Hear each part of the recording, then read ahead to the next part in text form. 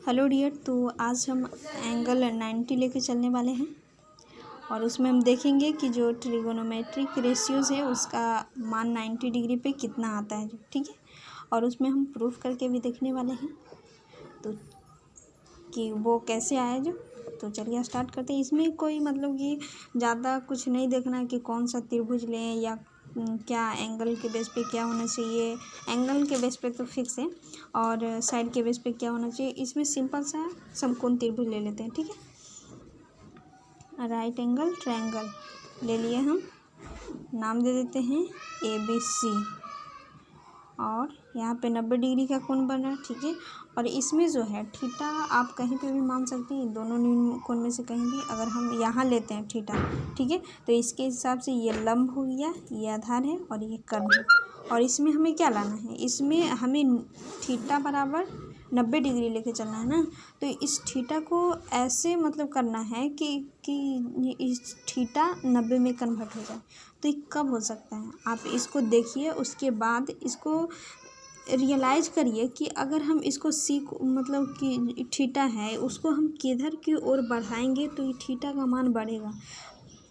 Theta का मान बढ़ेगा फिर तभी 90 आ सकता है, ठीक है। तो इसको हम क्या करते हैं, इसको हम AC जो है, इसको AC को हम थोड़ा और नज़दीक लेके चलाते हैं, ठीक है। AC के थोड़ा और नज़दीक लेके आते हैं तो क्या हुआ, यहाँ पे ये 90 है, ठीक है।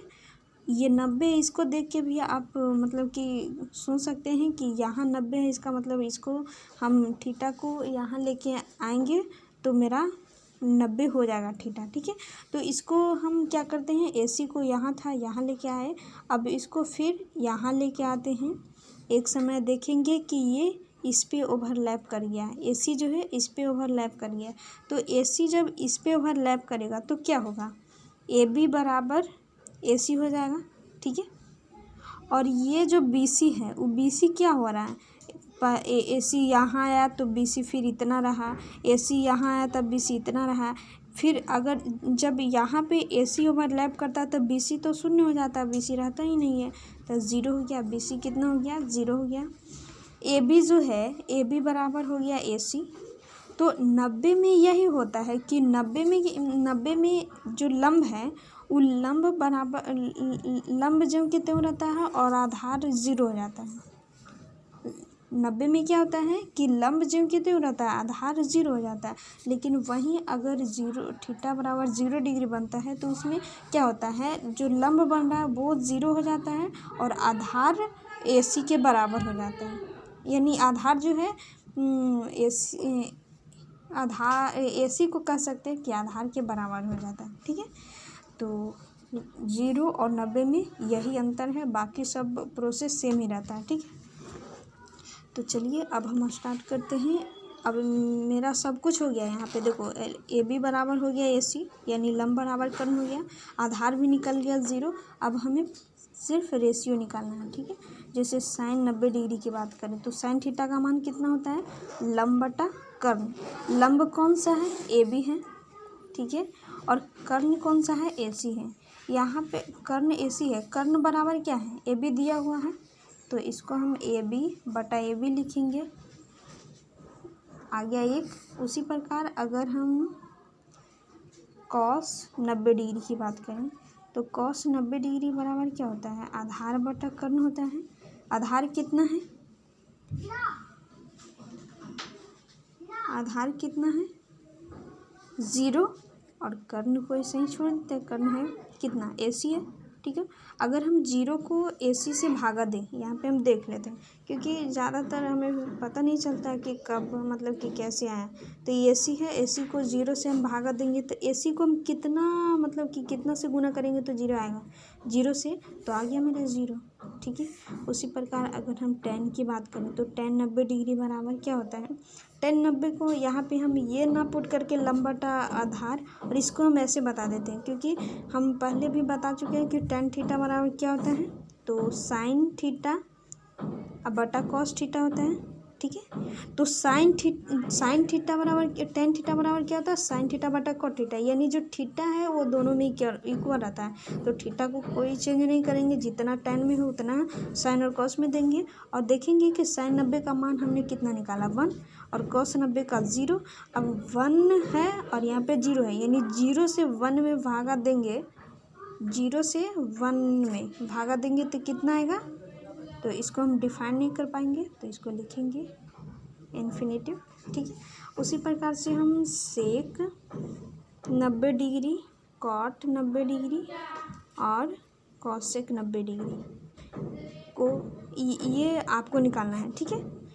ये सब आप निकालिएगा। और यहाँ पे थोड़ा सा और बता देते हैं रेशियोज़ का वैल्यू पुट करके, जैसे sine theta, cos theta, tan theta, cot theta, cosec theta और सेक थीटा, है ना। ये है थीटा बराबर 0 degree, 30 degree, 45 degree, 60 degree and 90 degree, ठीक है। वैसे एक बार हमने बता दिया है, लेकिन फिर हमको बताना पड़ेगा इसमें। यहाँ पे साइन 0 का मान कितना निकाला है 0, कॉस का साइन 30 का कितना होता है 1/2, इसका 1/√2, √3/2 और इसका होता है 1। अब जो साइन का जो मान है दायां से बाएं की ओर, बाएं से दाएं की ओर है, ठीक है। अब बाएं से दाएं की ओर है तो साइन का जो वैल्यू है उसको अगर हम दाएं से बाएं लिख दें तो वो कॉस का वैल्यू हो जाएगा, ठीक है। तो कॉस 0 डिग्री का मान कितना होगा 1, कॉस 30 डिग्री का मान होगा √3/2, यानी इसको जो ये ऐसे है ना उसको हम घुमा के इधर से ऐसे उल्टा लिखते चल जाएंगे तो कॉस का मान हो जाएगा, ठीक है। 1/√2, 1/2 और 0। अब साइन टेन थीटा बराबर क्या होता है, साइन थीटा बटा कॉस थीटा, यानी 0/1 करेंगे तो 0 होगा।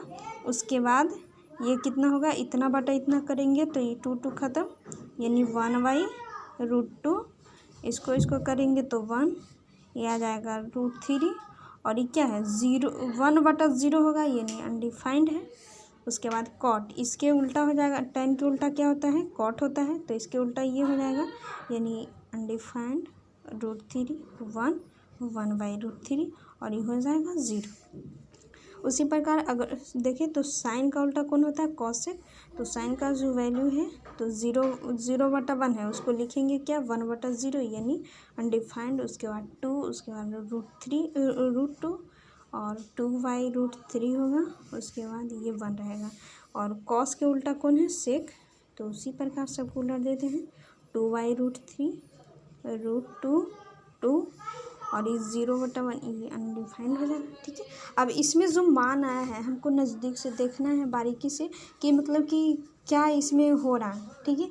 अगर हम थीटा को एंगल को देखें तो 0, 30, 45, 60, 90 यानी बढ़ते क्रम में लिखा हुआ है, ठीक है। तो अब इसको हम देखते हैं कि क्या इसका मान भी जो वैल्यू निकला है उसका मान भी बढ़ते क्रम में जा रहा है और किनका जो है वो बढ़ते क्रम में जा रहा है, ठीक है। तो अगर हम साइन के देखें तो साइन 0 का मान कितना है 0, 30 का मान हाफ आया है, यानी 0 आया हाफ आया, उसके बाद कितना है 1/√2 है। 1/√2 को अगर आपको पता नहीं चला तो इसको हम ऐसे देख सकते हैं, हाफ मानी क्या है 1/2 है, ठीक है। और 1/√2 का वर्गमूल कितना होता है 2 पॉइंट कुछ होगा, ठीक है। यानी इसका जो मान है 2 पॉइंट कुछ इससे 2 से छोटा हो गया ना, यानी इसका जो मान होगा इससे बड़ा होगा, ठीक है। तो इसको चेक कर लिए। अब इसको √3/2 है, ठीक है। इसमें क्या था ये दोनों में 1 था, ये √3 है, √3 का वर्गमूल भी होता है 1 पॉइंट कुछ होता है। यहाँ पे हम बता देंगे कि मतलब कि कितना एग्जैक्ट आएगा, अभी समझाने के लिए हमें टाइम नहीं होता, ठीक है। तो यहाँ पे 1 पॉइंट कुछ है 2 है, इसमें क्या था 1 था, इसमें 1 पॉइंट कुछ है और /2 है, यानी इससे इसका मान ज़्यादा होगा। उसी प्रकार से बढ़ते बढ़ते क्या होता है एक समय ऐसा आता है कि 1 हो जाता है, ठीक है। और उसी प्रकार अगर कॉट इसमें क्या हुआ हम क्या देखें कि इसका मान जो है धीरे धीरे बढ़ते जा रहा है, यानी इसका मान बढ़ते जा रहा है। ठीक है, अगर हम कॉट की बात करें तो 0 है, √3/2 हाफ ये यानी इसको घटते घटते कितना हो गया 0, तो ये घट रहा है। उसी प्रकार से अगर 10 की देखें तो 0, 1/3, 1, √3 इन्फाइनाइट, यानी ये क्या हुआ 1 है, 1 से फिर 1 पॉइंट कुछ कुछ है, ये बढ़ते बढ़ते कितना हो गया अनंत की ओर जा रहा है, तो ये भी बढ़ रहा है। उसके बाद अगर कॉट की तो देखें इन्फाइनाइट और ये 0, यहाँ से हम पकड़ सकते हैं, ये घट रहा है।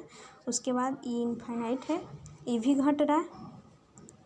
उसके बाद इसको देखें तो ये क्या है 1 है, इन्फाइनाइट है, यानी 0 से लेके 1 से लेके अनंत तक जाना है, तो ये भी बढ़ रहा है। ठीक है, तो बढ़ने वाला कौन कौन है, साइन है, टैन है और सेक है। ठीक है, तो sine theta, tan theta and sec theta का एंगल बढ़ने पर वैल्यूज़ भी बढ़ता है।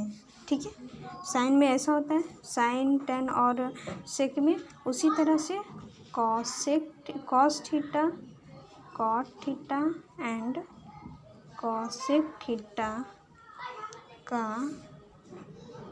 एंगल बढ़ने पर वैल्यूज़ घटता है। ठीक है, तो चलिए हमें यही बताना था, इसके लिए ही हम ये पूरा बनाए थे। तो एक बार इसको शुरू से हम दिखा देते हैं। ठीक है, और अगर वीडियो अच्छा लगा हो, समझ में आया होगा तो लाइक कीजिएगा वरना डिसलाइक। ठीक है, ऑल द बेस्ट मेरे भाई।